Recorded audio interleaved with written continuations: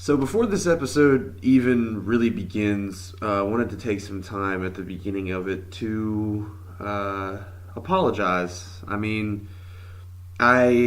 did my 31 days of Halloween, and I got through the month, and near the end of the month I started having some difficulties with my microphone, and I haven't, it gets to a certain point where it's difficult to really uh, keep working through some things, with school involved and just trying to live life as well. And so there were a couple days that might have gotten cut short in October, and there hasn't been anything yet since October, and that was a little bit of a personal decision to kind of, just catch up on everything that I was doing and wait until, there was a time where there were, a bunch of movies out that, I had readily available that I could start talking about and just kind of reevaluate where things are, get back into the mode of giving you guys a full episode of the podcast rather than just, one or two reviews here and there. So before the episode starts, anybody who's listening, I do want to humbly apologize for not putting out content for the past about month and just letting you know that I do have more in store, and I'm really ready to kind of get back into it after this little break. So thank you for sticking around, and here is today's episode. Ladies and gentlemen, this is Scary Bad Reviews, and this is my intro. Oh, hi, Mark. So it is November 27th, so glorious Tuesday. The Tuesday after Thanksgiving. Took some time this past week to just absolutely stuff myself to the brim of everything I could get my hands on. Got to sit down, got to watch a couple good movies over break with some family members. The main one that I'm going to be full-scale reviewing today is a Netflix original called Hold the Dark. I will be talking about that a little later, but I got to watch a couple other things with some family members as well. A bunch of trailers have come out in the time being since my last episode, and I want to really do kind of a roundup of them, and just talk about some things that I want to do with the holiday coming up, some fun Christmas stuff that I want to do, that I'm planning to do, and then today we will get into my top 5 for 5 for today, which is going to be Christmas movies. Now, granted, I am going to be doing a Christmas movie. Actually, you know what? I'm going to wait for this. I'm going to talk about this later in the segment as a little bit of a surprise. Alright, so top 5 for 5 Christmas movies is going to be my list at the end of this. But, here we go. Let's kick things off. So, at the very beginning of this episode, I kind of want to do a little bit of a trailer roundup because a lot of trailers have come out since my last episode that I made, and there's a lot of stuff coming out within the next couple of months that, I really wanted to get my voice out on and talk about them a little bit from what I've seen. So there's two really good trailers that I want to talk about, and them being the Detective Pikachu trailer and the Lion King trailer.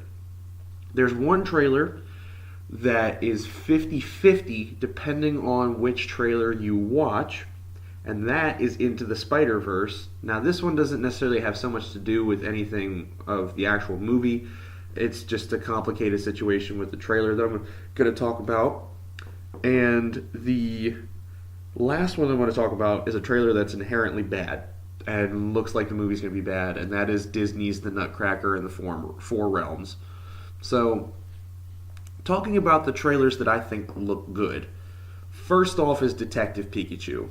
Now, mind you, I knew that there had been, comics before and a game about Detective Pikachu, and that there was the idea of this character, of course, being a Pikachu that solves crimes. But when I saw that they were going to be doing a live action integrated with CG movie of Detective Pikachu, I was very upset. From what I had heard, I thought it was going to be terrible. We didn't have very much casting news other than that Ryan Reynolds was going to be involved in it in some way. And it just really it didn't seem like the right move at all. I do think that they were correct in thinking about doing something with Pokemon due to the resurgence of its popularity with the release of Sun, Moon, Ultra Sun, Ultra Moon, and then Pokemon Go, kind of reinvigorating the series. But when I first heard about this movie, I really got mad at Hollywood, and I said this is something that's super nostalgic for me. I spent a lot of my childhood years playing through Pokemon games all the time, and I don't want them to do this. Now, when the actual trailer itself came out, I said, oh, here we go. The first time I watched it, I really didn't know what to think of it. There were definitely flaws in it, but there are a lot of good things. And then I watched it again, and I realized I feel like I'm gonna love this movie. I mean, there's a good mix of humor into a storyline that plays into specific Pokemon and their specific abilities. You know, you have Ryan Reynolds being the voice of the Pikachu, which I think was an awesome choice. I mean, I didn't know that that was going to be his role in the movie, and then hearing his voice come out of a Pikachu was super odd at first, and then the second time I watched it, I was like, this is going to fit. The live acting in it looks like it's going to be good. It looks like we're going to get good interactions between the main character and Pikachu. Actually, the choice of setting is really awesome for me too, because they chose and they displayed in it that the movie's going to be taking place in the Sinnoh region of Pokemon, which for those of you who didn't play them would be Pokemon Diamond, Pearl, and Platinum. I put hours upon hours of my prepubescent life into Pokemon Diamond. I mean, I played that shit non-stop. So for them to be focusing on the region that takes place in, awesome. I'm super happy for it. The biggest thing that I think is both a strong suit and may become a drawback for the movie is the animation of the Pokemon. They are going to be fully three-dimensional, fully, attempted live-action type CG. And I think there are going to be certain Pokemon that look really good and certain ones that look horrible. Pikachu himself looks perfect. The fuzziness, the furriness, the colors, like the color scheme, everything on him looks great. And I actually think that they kind of pulled the inspiration for some of the animation in this from the success of Christopher Robin a couple months ago, because they kind of took that direction too with the animation of not necessarily making it look... I mean, they made it look fuzzy. They made the stuffed animals look like stuffed animals. They did a good job of making them look furry and fuzzy like a stuffed animal would be. And so I think that Detective Pikachu is going to be doing a similar style of animation with certain Pokemon in it. A lot of people didn't like the Jigglypuff design that we got. I actually do kind of like it, because if people were upset that Jigglypuff was fluffy and they were like, oh, is that supposed to be a little swirl of hair? And I'm like, well, on the Pokemon itself, if that little thing isn't a swirl of hair, then it's a swirl of flesh, and that's even weirder and grosser and just makes me want to throw up. So the fact that Jigglypuff is also kind of fluffy and hairy, I'm good with. Like, I am good with that decision. The Bulbasaurs looked okay. The Greninjas we don't get a really good look at because they're moving around a bunch, and I don't know how good of a look we will get at them because of how much they move. The other one that I thought was really good was the Charizard. I do think Charizard looks menacing in the trailer, which is what they're aiming for. They definitely took the approach of Dragon, which I think is awesome. It fits into the lore of Pokemon. It fits into the characters. And, like, maybe if they give this Charizard kind of, like... If he ends up being a primary villain, I'm totally cool with that. If he ends up being a villain that gets overcome and then joins... the good guys, if they make his character arc like Ash's Charizard, I would be so happy. But he definitely looks good.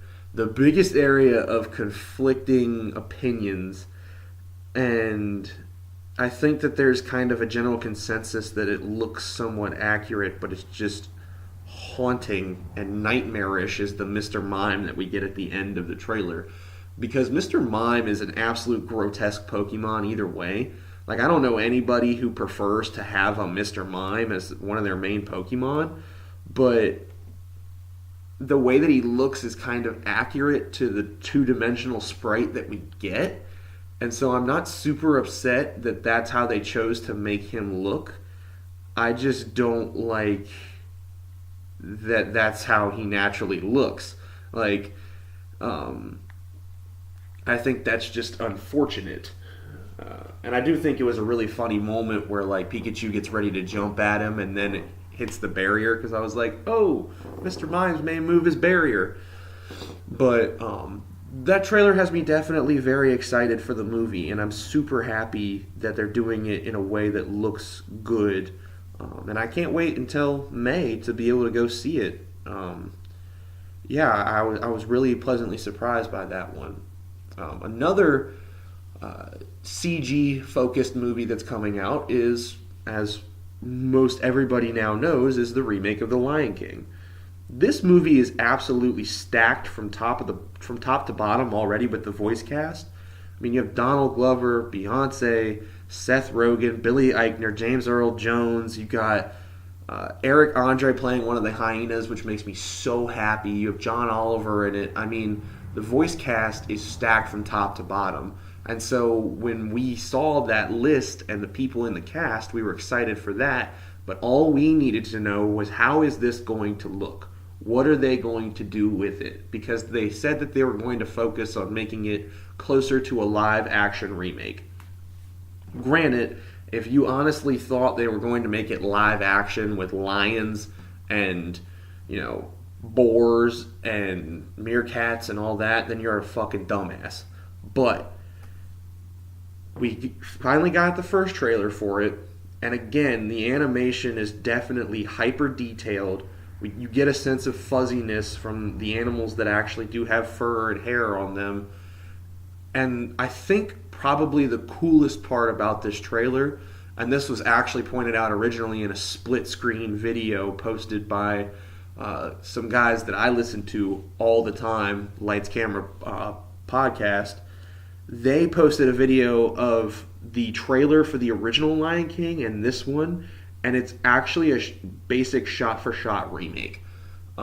It's all the same scenes that we were given before, just in the new animation style with the new voices, and it's just awesome. It's a wave of nostalgia that just kind of washes over you, and it definitely encapsulates what Disney was aiming to do with this movie. Although I can tell you right now, in high definition with fur and fuzziness and everything, if you're trying to tell me that I gotta sit in the theater and pay you to watch an even cuter Simba try to tell Mufasa to get up, I'm gonna be fighting somebody. Like, that scene is gonna hurt so many people. And I'd also, to comment on that movie, I think it is kind of corny to be like, oh, don't no kids under 10 years old come to the movie theater. Like, what? You already know it's going to happen. And I get that it's a nostalgic movie that's meant for... It's a split meaning. I mean, when they do these movies, it's so that a younger generation can fall in love with the movie and an older generation can have the nostalgia of having the movie presented to them in a new light.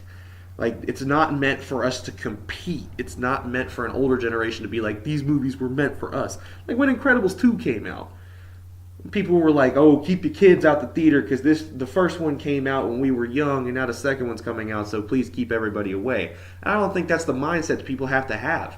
Why not just, like, combine, enjoy it with your children? Because there's a lot of people who grew up and watched the original animated Lion King who now have kids.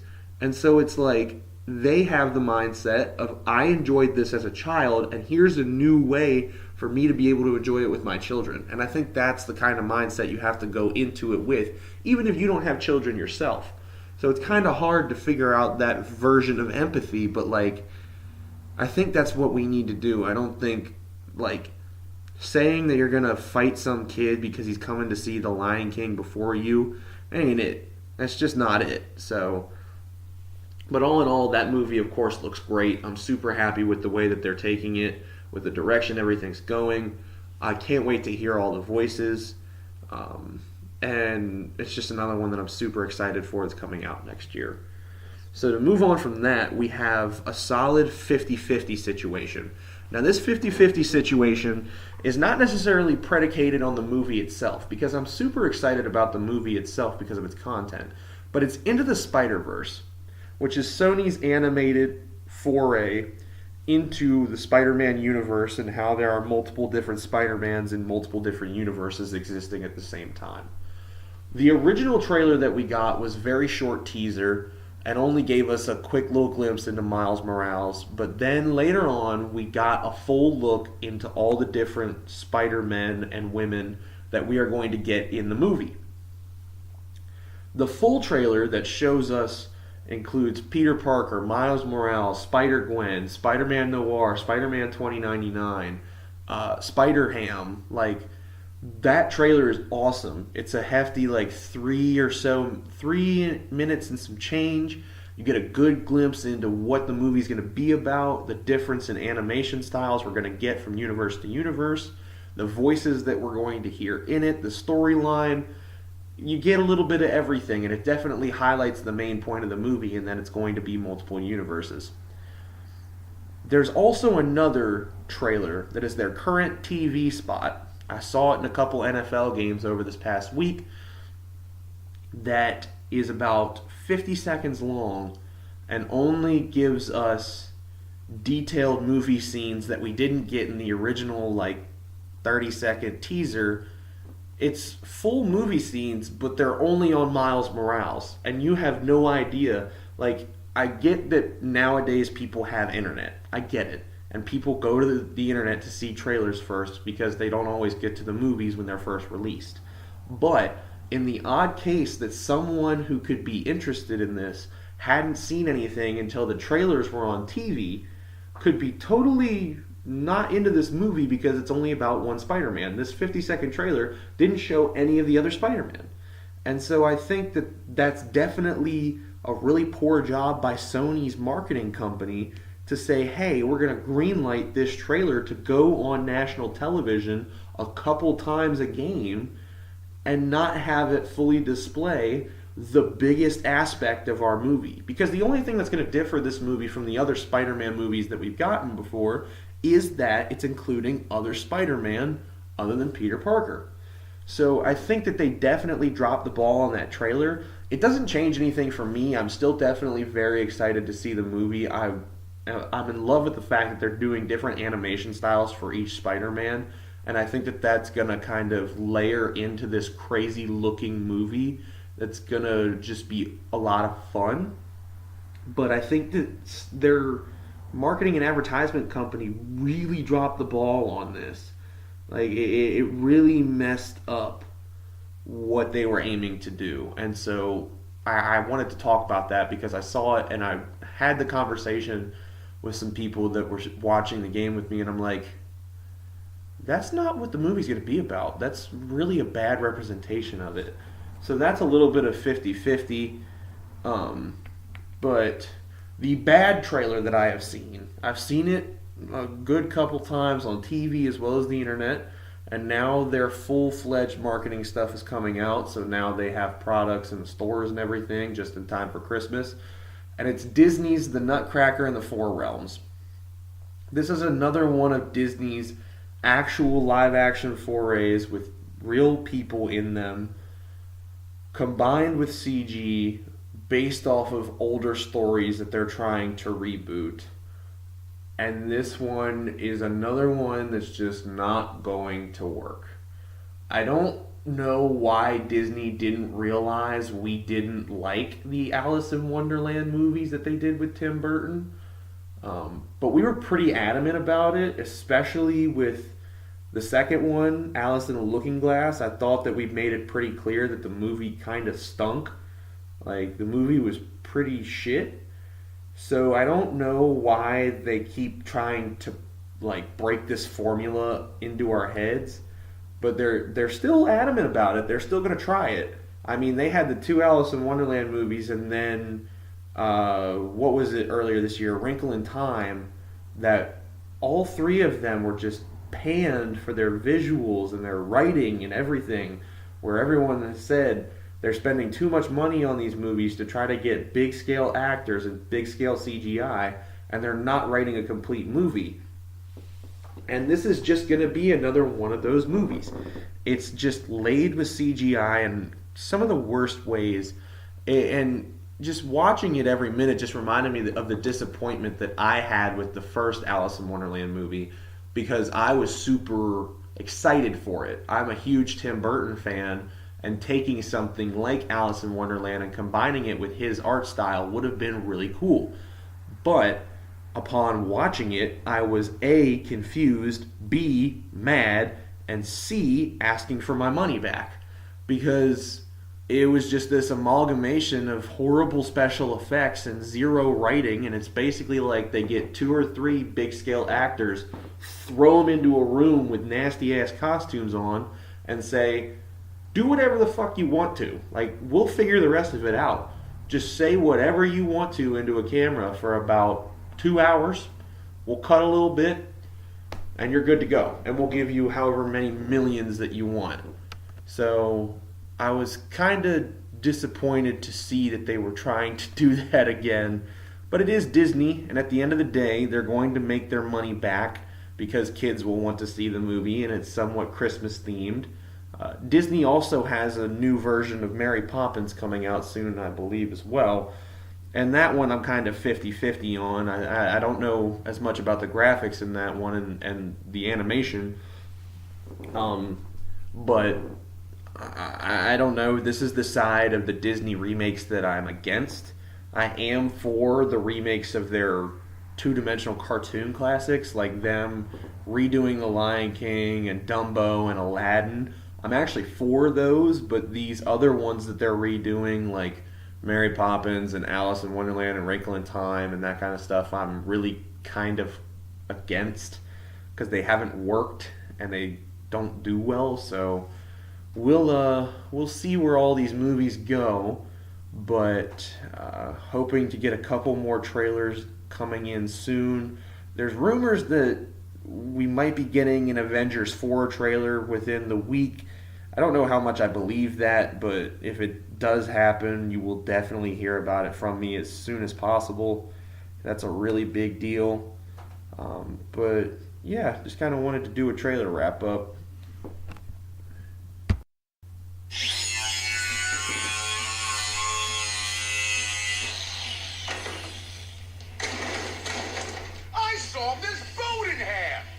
Alright, so next thing up on the schedule is going to actually be the schedule. So with Christmas time coming up, Christmas is definitely, I think Christmas and Halloween are very close to each other in the fact that there are a lot of movies that are made specifically for the holiday. I think that there are a lot more Christmas movies than there are Halloween movies, or however you want to look at it, because there are Halloween movies that aren't directly made specifically for Halloween, but are kind of Halloween movies. But oh well.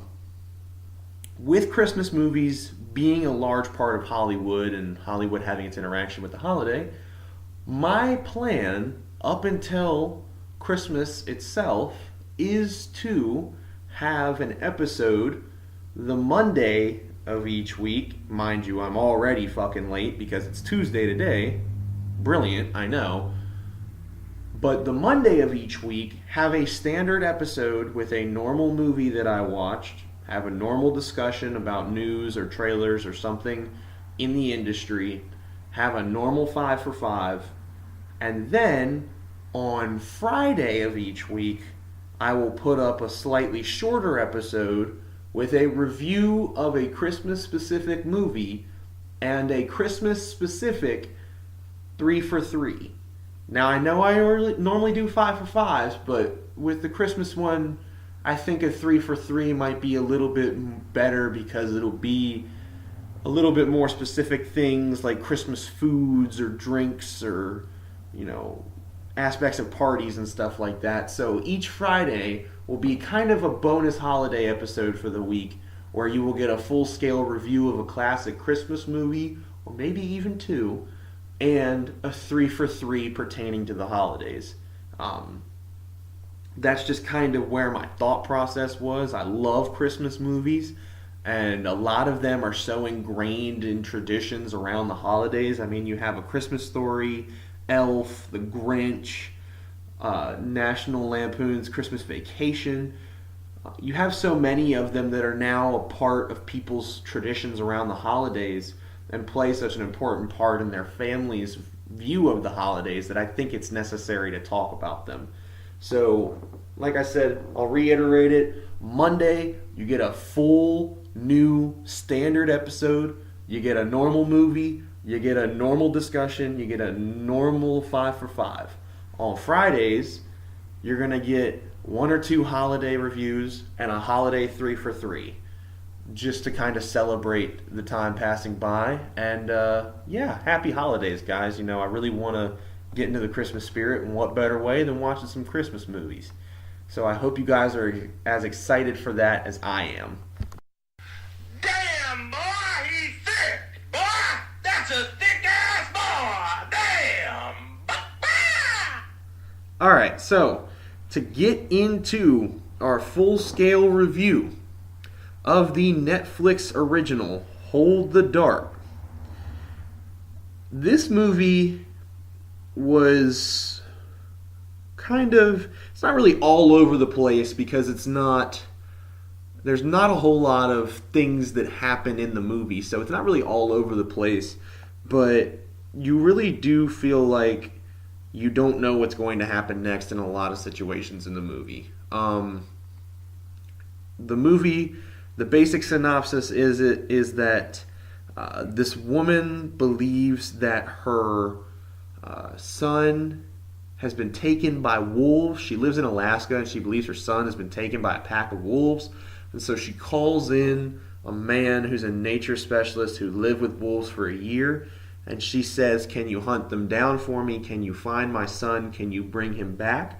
He agrees to it, comes out to Alaska, but he kind of starts noticing that, like, something's weird with the community that she lives in and with her family and the wolves themselves. And so you get kind of pulled into this, I don't know if I can say fully supernatural thriller, but it's definitely a spiritual thriller even, because there's aspects of Native American religion in it. But the movie's got a decent cast. The two main people that you'll recognize are the wolf specialist himself, Mr. Core, is played by, let me see, I can't remember what his name is, Jeffrey Wright, who I knew from the Hunger Games because he plays Cog in the Hunger Games, the character from, I think, like District 4, who's really exceptional with machines and stuff like that. And he does a great job in the role, you know, super reserved, super pulled back. You can tell that time has hurt him. You can tell that things in his life have not gone his way. You can definitely tell that he has an aspect of respect for the wolves themselves and for nature and the way things are supposed to go in the world. So he does a pretty good job with that. The other main actor in it that you would recognize is Alexander Skarsgård, who plays Vernon. Yeah, Vernon, who is the woman whose son goes missing, her husband, who serves time overseas in the Middle East, and gets injured, takes a bullet to the neck, has to come back home, and so he comes home in the middle of the investigation about the disappearance of his son and kind of tries to handle things in his own way. Overall, spoiler free before I get into that section, because a lot of the movie is spoilers because of how much the trailer focuses on the first third of the movie. Spoiler free, I'd probably give this movie a 6. I think that it does do a good job of holding up a lot of tension, and there are good performances, but it's a super minimal movie minus 1 or 2 scenes. And I think every character in the movie was kind of underwritten. I think that some of the lines are really out of place, and the interactions that some of the characters have with each other doesn't feel right, and I feel like there's a lot within the movie that doesn't get explained. There's a lot that's not acted all the way upon. The plot seems to move slow at some points and then picks up at others. There's a couple of side things that happen, and I think it just, for a movie that had so much that could have gone for it, I think it didn't capitalize on those things. I would have definitely loved to see more of the supernatural aspect and the spiritualistic aspect of it. But with what they had, I think that there are great performances in the movie. I think that there are scenes that hold up really high tension. I think that it's definitely an interesting idea that's presented in it. The scenery is beautiful. Some of the action sequences are very well done. And I think that it's apparent that it's not a low budget. Like, they do a good job of making the whole movie look and sound good altogether. So I'll give it a 6 out of 10. I feel bad for giving it that because it held my attention for the entire 2-hour runtime. But I think that there was just, it felt like there was too much missing from the movie. It felt like there was a lot of blank space in the movie, and I think that there could have been other things involved in it. And it just seemed like a super minimal movie, and I think it needed just a little bit more. To kind of get into some of the spoilers with it, just before you watch this, if you're okay with hearing spoilers, the ending is going to really piss you off because the ending doesn't explain jack shit. So what happens with the storyline after the investigation begins of the boy's disappearance? They find the boy's body. The mother is then the prime suspect in strangling him. So when they're trying to find her, Vern gets back from overseas and starts looking for the mother himself and killing literally everybody in his way. I mean, fucking everybody. Police officers, family, friends, like, does not care who it is. If you are standing in his way and don't have information for him, he's going to kill you. And that trail kind of just keeps on going, and that's a majority of what we get from the plot. We do get the other side of it where Mr. Core is working with the police, and they're trying to find the wife before Vern can get to her because they know that he's going to kill her. We do get some good action scenes from the fights that Vern gets himself involved into. You can definitely tell that there's a lack of emotion from Vern. I don't want to label him as a psychopath, but it's almost really close in that I don't think he takes enjoyment from the killing, but he almost seems unfazed by it. There's a couple of his scenes that are very well done. There's a massive action scene near the 2/3 mark of the movie with one of Vern's closest allies just having an all-out shootout with the cops. I mean, the man has a machine gun mounted up top, and there's a really good back and forth conversation between him and the sheriff before this whole shootout happens, and it's a super tense scene that just kind of keeps going on, and you're like, they're never going to get out of this. They're never going to get out of this. But after all of this, Vern and Mr. Core get to the wife at the same time. Vern doesn't want to hurt Mr. Core. He has a certain level of respect for Mr. Core because Mr. Core, A, responded to the wife to try to come help, B, found the boy's body, and C, understands how the world works and nature and everything and knows not to interfere with a lot of the processes of the world. And so you kind of get, in the two scenes that they're together in, while Vern is kind of a distant person, you almost get this sense of respect. And I pulled upon this because there is a distinct scene where it's Vern, his ally, two cops, and Mr. Core. And before Mr. Core leaves, the two cops go to shake Vern's hand, and he looks at him for a second, and then he decides to shake their hand. But he specifically goes over to Mr. Core and says, "Sir, thank you for answering to my wife," and shakes his hand. So I think that there was a certain level of respect between Vern and Mr. Core that he didn't want to hurt him. But in that final scene, to be able to get to his wife, he has to, and so he shoots him with an arrow. Non-lethally, Mr. Core does survive. He does get to go home, like at the end of it. But Vern finds his wife, and instead of killing her, they have this out-of-place sex scene in some hot springs, put on wolf masks, leave the cavern, and just start walking with their dead son's casket through the middle of the fucking Alaskan woods with wolves just kind of casually walking with them. And you're like, why the fuck did this just happen, and why did I spend 2 hours trying to watch this? Like, the ending of it was infuriating because it doesn't tell you a thing. The resolution of the movie is that a whole lot of people died for no reason, and it just, it made me so mad to watch that ending. But all in all, there were good aspects of the movie. The scenery was beautiful. The cinematography and the shots that they decided to take were awesome. The incorporation of wolves into parts of the story was really cool.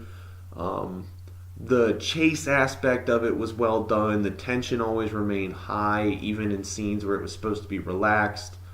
The performances were good with the underperforming script that they were given. The action scenes were good. It's just there seemed to be a lot of blank space in this movie that could have been filled in by other things, and it definitely lacked a ton of emotion. There's a lot of places where there could have been emotion between characters, and there just wasn't. And so I think that those aspects of the movie are what made it slightly disappointing and kept me from rating it any higher than a 6, because while it had a lot of things that were well done in it, it still had a lot of things that were wrong with it too. And so while I enjoyed it, and I do recommend it to people who enjoy crime thrillers, I think that you'll love it. But I think that this movie felt like a really hollow, poorly done shell of the movie Wind River. Because Wind River is complete top to bottom, and I love that movie. But this movie felt like a really sad attempt at recreating it. So, Hold the Dark, 6 out of 10. If you enjoy crime thrillers, please watch it. It's a Netflix original. It's up on it now. It's 2 hours. It's a good watch. Even if you aren't huge into crime thrillers, it's still a decent watch. It's still a good movie to sit down if you have spare time and are looking for anything to watch on Netflix. It's still not the worst thing in the world to watch. So I enjoyed myself, but at the end of the day, the movie left me personally slightly disappointed. That's a lot of damage. Alright, so the end of the episode, and you guys know what that means. It's time for a little 5 for 5. Today, to kick off the Christmas season, we are going with my personal top 5 Christmas movies of all time. Now, I will remind you, it's almost a trigger warning, these are my personal ones. If you can think of something that I have left off the list, please let me know, and I apologize if I leave it off my list, but these are just personal to me. Some of these have family implications in that they were movies that I've consistently watched as a family. Some of them have personal nuances to them with just me, and some of them just have appreciation and kind of holiday feeling, pieces in with them. So here we go. Let's start this list off. Coming in at number 5 is going to actually be a tie, and it's a tie directly between Home Alone 1 and Home Alone 2. Now, if you ask me if I prefer either of them, I'm going to tell you I prefer Home Alone 2 to Home Alone 1, but I think they deserve to be tied here because I'm never going to sit and watch one without trying to watch the other. These movies were just, my sister and I love to watch them. We quote them all the time around Christmas time. There's definitely hilarious, it's a really well done comedy. It's hilarious to watch. You have great performances top to bottom. The idea at the time was pretty unique.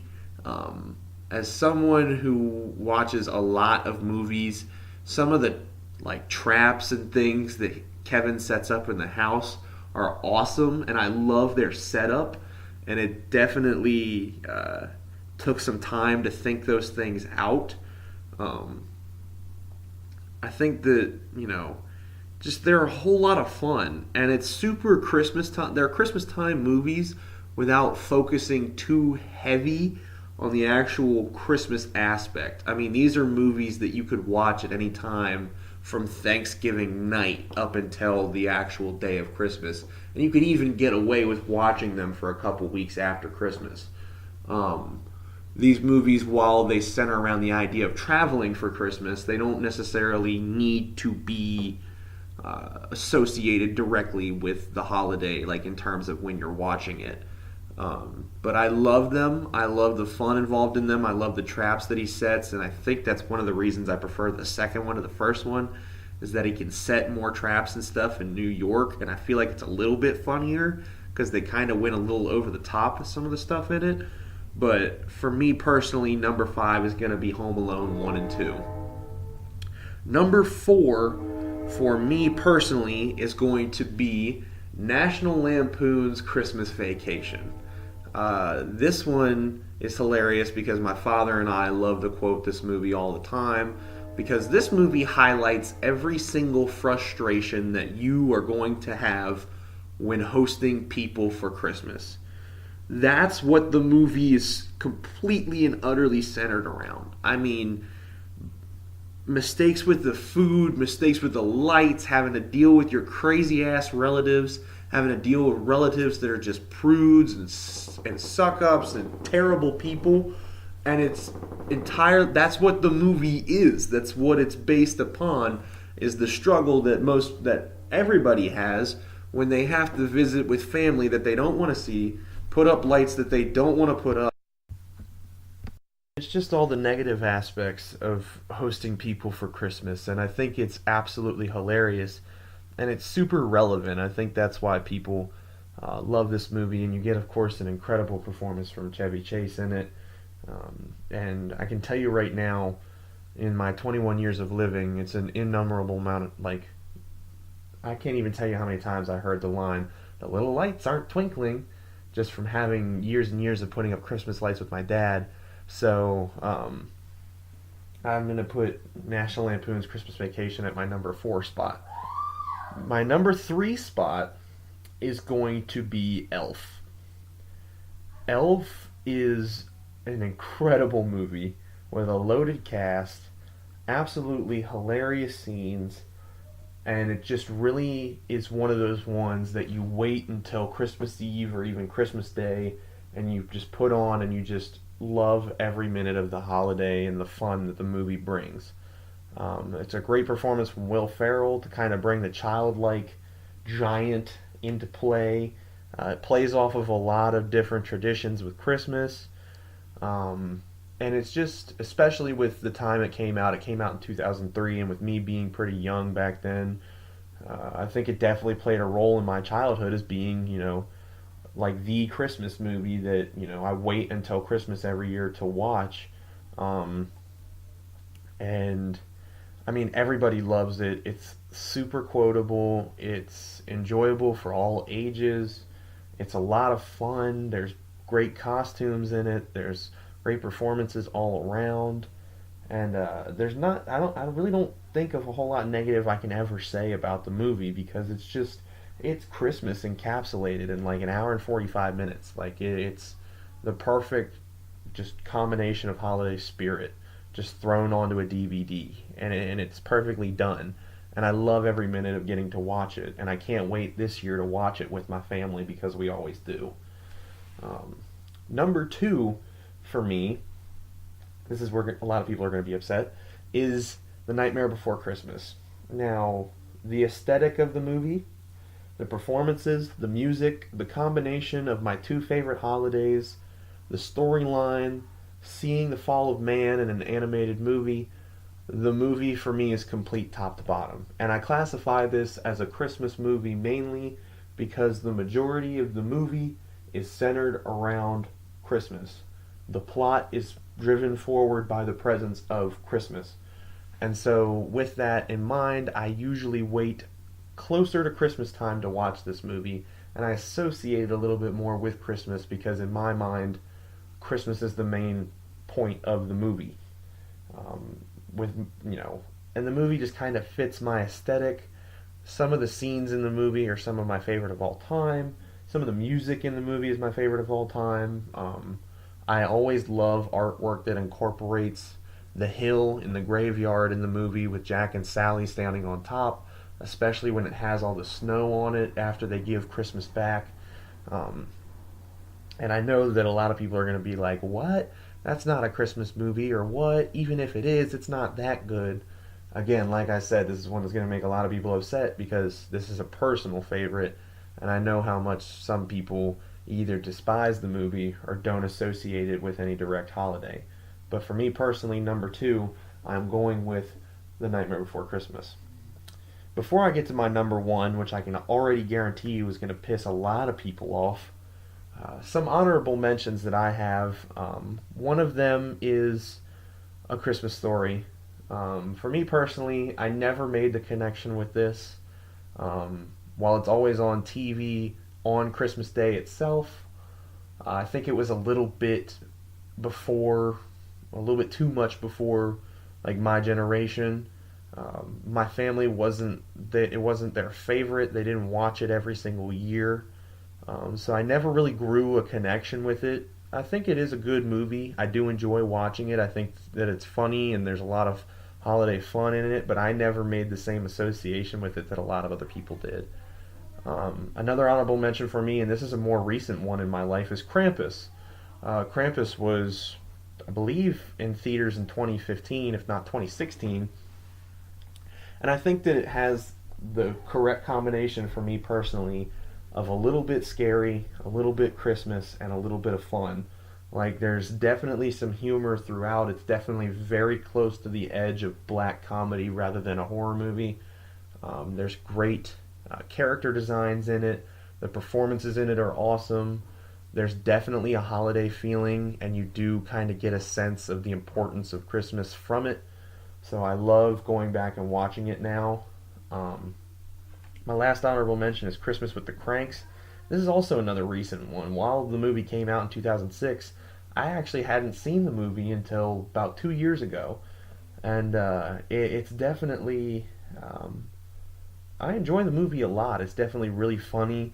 And I think everybody kind of toys with the idea of, hey, let's just not do Christmas this year. Let's just kind of skip out on these traditions. And it's, we're always kind of brought back to the aspect of family and to the things that make us who we are and the people that push us forward in life and that we love. And I think that movie's a really good way of kind of highlighting those interactions that we have, no matter how much we hate them at times and we want to run away from all of them. They still make us who we are. And so I have fallen in love with that movie a little bit more recently, but it's still going to sit in my honorable mentions.